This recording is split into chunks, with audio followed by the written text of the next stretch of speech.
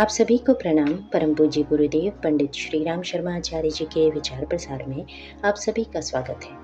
परम पूज्य गुरुदेव की आत्मकथा हमारी वसीयत और विरासत का अध्याय 23 आत्मीय जनों से अनुरोध एवं उन्हें आश्वासन का दूसरा भाग।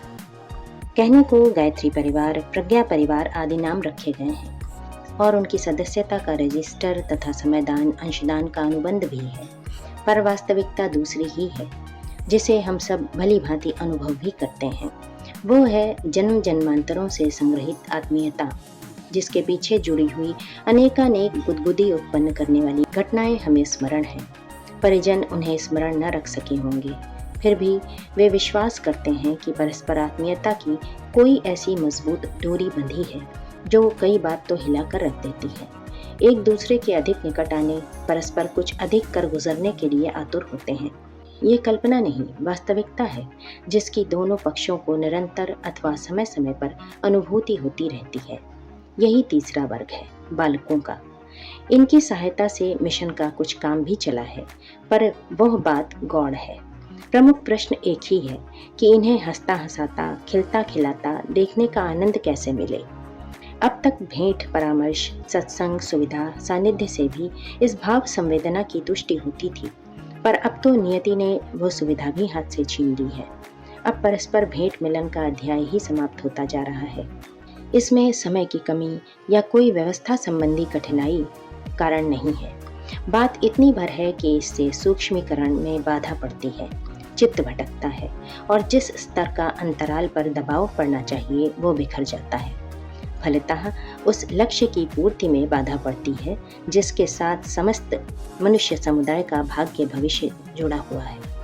अपनी निज की मुक्ति, सिद्धि या स्वर्ग उत्कर्ष जैसा कारण रहा होता तो उसे आगे कभी के लिए टाला जा सकता था, पर समय तो ऐसा विकट है जो एक क्षण की भी छूट नहीं देता। ईमानदार सिपाही की तरह मोर्चा संभालने के अतिरिक्त और कोई विकल्प नहीं। इसलिए सूक्ष्मीकरण के संदर्भ में परिजनों को हमें अपनी साधना हेतु एकाकी छोड़ देना चाहिए। बच्चों के प्रज्ञा परिजनों के संबंध में चलते चलाते हमारा इतना ही आश्वासन है कि यदि वे अपने भाव संवेदना क्षेत्र को थोड़ा और परिष्कृत कर लें तो निकटता अब की अपेक्षा भी अधिक गहरी अनुभव करने लगेंगे। कारण कि हमारा सूक्ष्म शरीर सन 2000 तक और भी अधिक प्रखर होकर जिएगा। जहां उसकी आवश्यकता होगी बिना विलंब लगाए पहुंचेगा। कठिनाइयों में सहायता करने और बालकों को ऊंचा उठाने, आगे बढ़ाने की हमारी प्रकृति में राई रत्ती भी अंतर नहीं होने जा रहा है। वो लाभ पहले की अपेक्षा और भी अधिक मिलता रह सकता है। हमारे गुरुदेव सूक्ष्म शरीर से हिमालय में रहते हैं। विगत 61 वर्षों में हमने निरंतर उनका सानिध्य अनुभव किया है। यूं आंखों से देखने की बात मात्र जीवन भर में 3 बार ही 3 दिन के लिए संभव हुई है। भाव सानिध्य में श्रद्धा की उत्कृष्टता रहने से उसकी परिणति एकलव्य के द्रोणाचार्य, मीरा के कृष्ण, रामकृष्ण के काली दर्शन जैसी होती है। हमें भी वे भविष्य में हमारी निकटता अपेक्षाकृत और भी अच्छी तरह अनुभव करते रहेंगे। बच्चे बड़ों से कुछ चाहते हैं सो ठीक है, पर बड़े बदले में कुछ न चाहते हों ऐसी बात भी नहीं है। नियत स्थान पर मलमूत्र त्यागने, शिष्टाचार समझने, हंसने हंसाने, वस्तुएं न बिखेर देने, पढ़ने जैसी अपेक्षाएं वे भी करते हैं। जितना संभव है उतना तो उन्हें भी करना चाहिए। हमारी अपेक्षाएं भी ऐसी ही हैं। गोवर्धन उठाने वाले ने अपने अनगढ़ ग्वाल बालों के सहारे ही गोवर्धन उठाकर दिखाया था। हनुमान की बात किसी ने नहीं सुनी तो अपने सहचर रीछ वानरों को ही समेट लाए। नव निर्माण के कंधे पर लदे उत्तरदायित्व को वहन करने में हम अकेले ही समर्थ नहीं हो सकते थे। यह मिलजुल कर संपन्न हो सकने वाला कार्य था। सो समझदारों में से कोई हाथ न लगा तो अपने इसी बाल परिवार को लेकर जुट पड़े और जो कुछ जितना कुछ संभव हो सका करते रहे। अब तक की प्रगति का यही सार संक्षेप है। बात अगले दिनों की आती है। हमें अपने बच्चों के लिए क्या करना चाहिए, इस कर्तव्य उत्तरदायित्व का सदा ध्यान रहा है और जब तक चेतना का अस्तित्व है उसका स्मरण दिलाने योग्य बात एक ही है कि हमारी आकांक्षा और आवश्यकता को भुला न दिया जाए। समय विकट है, इसमें प्रत्यक्ष परिजन का समयदान और अंशदान हमें चाहिए। जितना मिलता रहा है उससे भी अधिक मात्रा में, क्योंकि जो करना है उसके लिए तत्काल कदम उठाने हैं। सो भी बड़े कामों के लिए बड़े बड़े लोग चाहिए, बड़े साधन भी। हमारे परिवार का हर व्यक्ति बड़ा है। छोटेपन का तो उसने मुखौटा भर पहन रखा है। उतारने भर की देर है कि उसका असली चेहरा दृष्टिगोचर होगा। भेड़ों के समूह में पले सिंह शावक की कथा अपने प्रज्ञा परिजनों में से प्रत्येक के ऊपर लागू होती है या हो सकती है। हमें हमारे मार्गदर्शन ने एक पल में शुद्रता झटक कर महानता का परिधान पहना दिया था।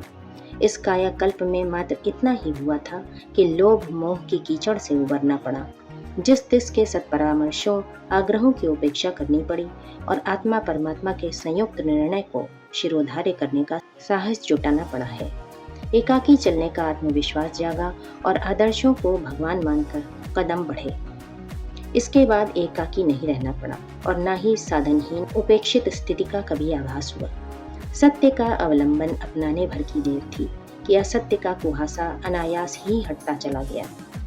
हमारा परिजनों से यही अनुरोध है कि हमारी जीवनचर्या को घटनाक्रम की दृष्टि से नहीं वरन पर्यवेक्षक की दृष्टि से पढ़ा जाना चाहिए कि उसमें दैवी अनुग्रह के अवतरण होने से साधना से सिद्धि वाला प्रसंग जुड़ा या नहीं।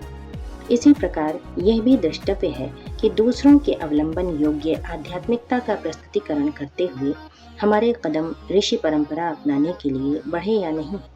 जिसे जितनी यथार्थता मिले वह उतनी ही मात्रा में यह अनुमान लगाए कि आध्यात्म विज्ञान का वास्तविक स्वरूप यही है। आंतरिक पवित्रता और बहिरंग की प्रखरता में जो जितना आदर्शवादी समन्वय कर सकेगा वो उन विभूतियों से लाभान्वित होगा जो आध्यात्म तत्वज्ञान एवं क्रिया विज्ञान के साथ जुड़ी और बताई गई हैं।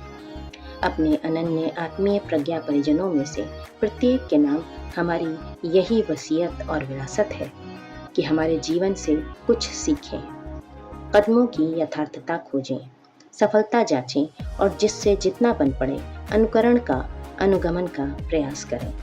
यह नफे का सौदा है, घाटे का नहीं।